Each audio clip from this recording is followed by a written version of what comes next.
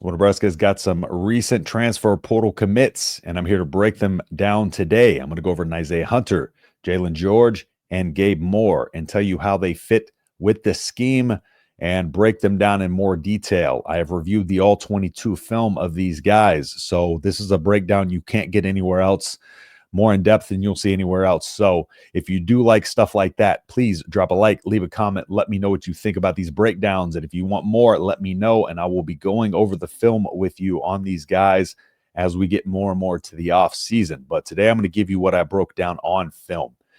Now, let's go ahead and start with Isaiah Hunter.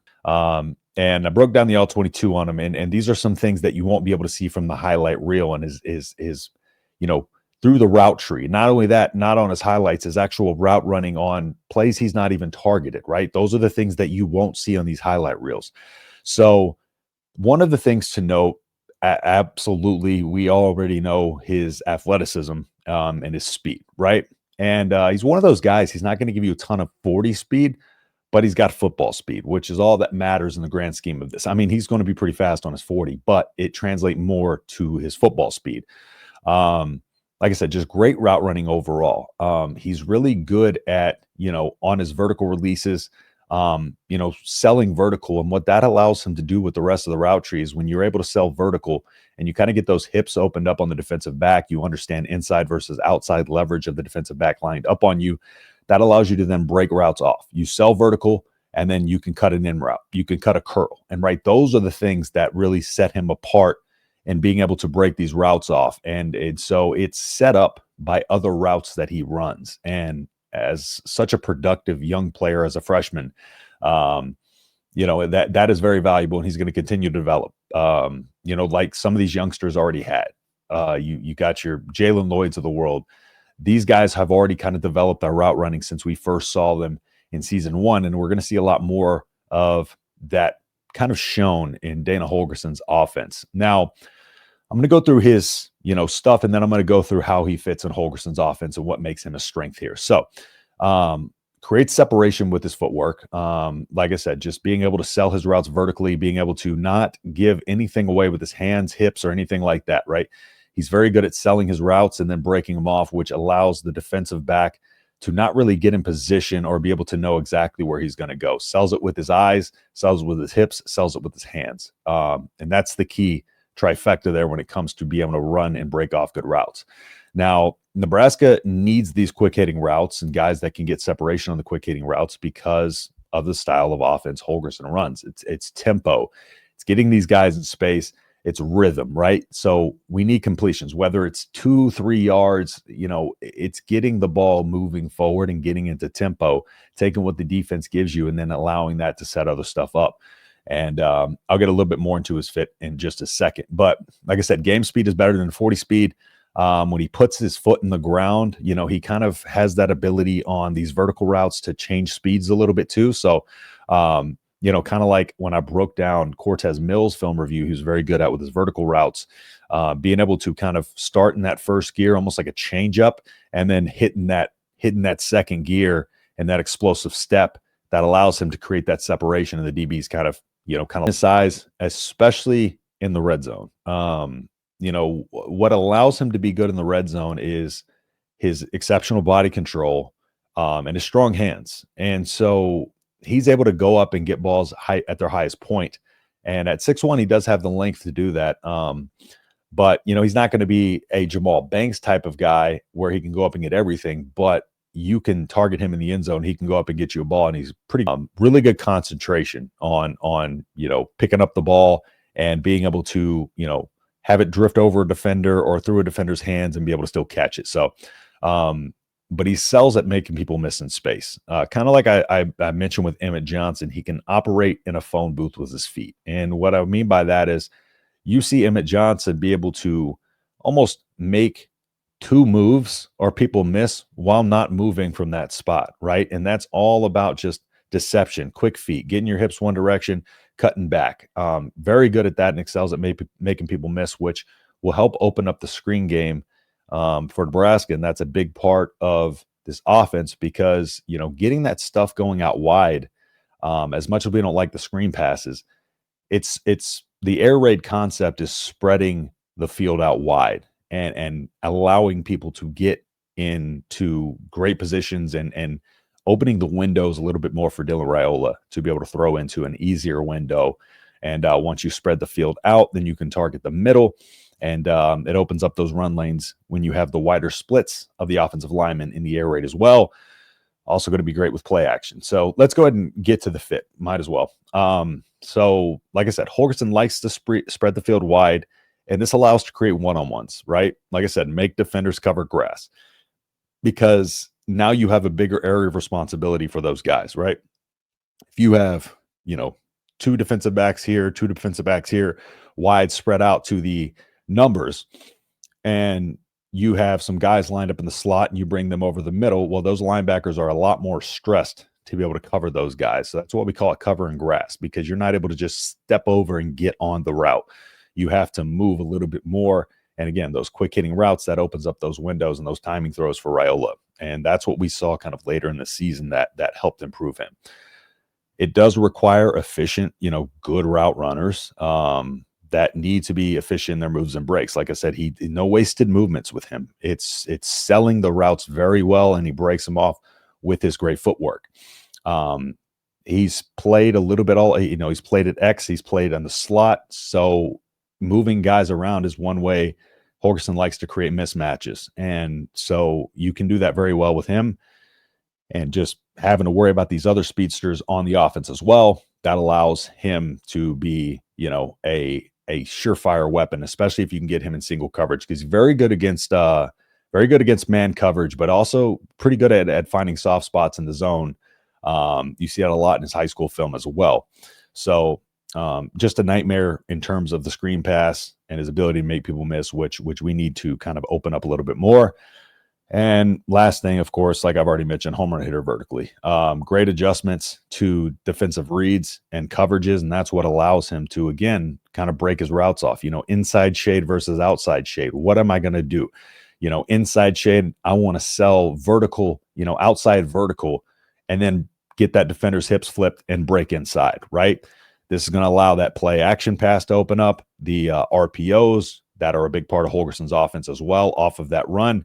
And he's going to be a matchup nightmare out there. Needs to be a little bit more consistent with his blocking, especially in the Big Ten. We'll see how that goes, but it's a point of emphasis, the blocking here. So I think that's something that will coach up well and coach hard for him. So there's kind of my breakdown on Isaiah Hunter. Like I said, I'll have more in-depth breakdowns with the All-22 film, so you can see just exactly what I'm talking about in every aspect from the press box, and you can see all these routes and these different things that are going to translate well. Now let's move over to Gabe Moore. Gabe Moore coming from Mississippi State over in the SEC, and you see 6'4", 290. Good size with him on that D line. He gained some pretty good necessary weight in his redshirt season there. So, got 4 years to play, but he's pretty dang athletic for his size, and he's got good length, which helps him tremendously. Having that length and be able to get your arms extended will definitely help him. And just kind of a good explosive, first step off the line, can stand to refine his pass rushing skills and moves, not, relying solely on that explosive first step and the athleticism.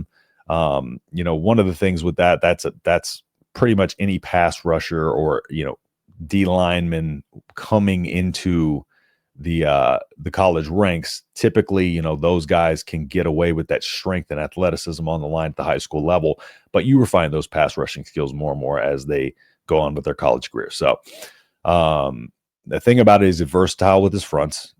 He can play in, whether it be the 4-3, put his hands in the dirt as a 4-3. You can even have him upright a little bit. So, versatile depending on what we want to run. John Butler is going to probably vary up that 4-3, because the 3-3-5 is kind of a hybrid of the 4-3 and, 4-2-5, kind of middle ground. But I think we're going to see a lot more different fronts in terms of forehands in the dirt under Butler than we did with Tony White. So, and it's just a downhill aggressive style of defense. So, can get better at sealing off the edge and run defense, but does a pretty good job about that. He's gonna get better as the season goes along, and he's going to rotate in pretty well at this D line. So increase in snaps is going to help him. And like Matt Rule says, you get better at football by playing football. So moving over to Jaylen George. So Jaylen George, sophomore from Eastern Tennessee, 6'3", 265. So pretty good frame proportionally. A lot of strength in his upper body, really good length, and can play a multitude of positions, whether you slide him inside or out at 265, depending on how they want this inside to look on some of these setups. You can still rotate him inside. May want to put on about 15 more pounds or 10 more pounds to be able to get. But the thing that he's going to be good at is his strong hands and attacking leverage off of that line if you do slide him inside. So that quick first step, not as fast off the line as some of the other guys, but still a very quick first step, creates a lot of pressure with his motor. I call him hustle sacks, right? And he just kind of has this high motor, this high effort type of play that you love to see, and finishes the play, right? 100% high motor, every single play is on the field. So like 4-3 defensive end, slide him inside. You can do a multitude of things with him as well. Like I said, 265, we'll see if they want to put some more weight on him. But yeah, you can do a few things with him. You can move him probably, outside linebacker occasionally, standing up, inside, whatever you want to do with that. So he understands blocking assignments well, and that shows up a lot because sometimes what got Nebraska into trouble is we would have an offensive lineman who, missed his blocking assignment, which would allow a free rusher. So when you have a lineman just standing there looking for somebody, they miss that assignment. So he's very good at understanding his blocking assignments, which is huge. That alone right there will be a big, understands the blocking assignments he's against. But so like with Nebraska, the way I wanted to put this, with Nebraska offensive linemen, when you see those offensive linemen, just standing there, that either is from them, misunderstanding their blocking assignment, or it could be from him, let's say he's coming off a stunt and he sees a duo block, or he sees a counter setting up, with the way the blocking assignment set up. That allows him to then understand, okay, where is this play kind of going? Where are my openings and stuff like that? So it allows him to really kind of be able to read on that football IQ wise, and that'll allow him to make some plays as well. Like I said, attacks leverage with his first step, lined up against some bigger linemen and held his ground. So that's going to be big in the Big Ten as well. And very much just like with Gabe Moore, even though he's a good pass rusher, can further refine that even more. So, the upside of pass rush potential, I don't even think has been really even kind of close to reached, which is, when you look at his pressure numbers, is kind of wild. But I think it was 20 something pressures on the season last year. So like I said, can become a little bit more consistent, but great for being gap sound, great physicality. And I don't think consistency will be an issue. Couple years under his belt, he's going to continuously improve. And I think we'll see a big jump from him. And again, both those guys going to be kind of seen as a rotational piece, and we'll see how they rotate in this line. But this is a defense I talked about last year. They wanted to rotate 17, 20 players through under Tony White. We'll see how that rotation continues. But with the defensive line depth here, you got to anticipate that they're going to want to rotate these guys pretty well, keep them fresh, and kind of line them up against situational football. And I think we'll see a lot of that this year. And the sky's the limit with this defensive staff, what they can do with these, especially these defensive linemen. I'm excited to see the development of these guys as we go through the offseason. And I'm excited to see how this defense works with a lot of these new guys. Dane Key, I broke down Dane Key a little bit. There was a, thought that he was going almost for sure to the SEC. Georgia got a crystal ball yesterday, so we will see how the visit goes when he does come visit Friday. Pat Payton is another guy that I will break down depending on how that goes. But try not to fluff it up too much with just giving you every single visitor, because right now in this process, Nebraska's they're not looking to land every single person they bring out. Think of it as almost, they're testing out the guys and talking to them as well, just as much as they're trying to learn the school and learn the coaching staff. So, not to clutter it with just a bunch of, updates on, kind of non-meaningful stuff. I want to be here to update you on all the, happenings that are going to happen and or have already happened, and just kind of give you a little bit of info here and there. So more concrete information than speculation. So like I said, if you do like that style of content, please hit that subscribe button, drop a like on the video, not in the comments. You can drop a like on the comments too, but leave your comments, drop a like, let me know what you think. And yeah, I'll be back with more. And with that being said, I'll see you in the next video. Peace.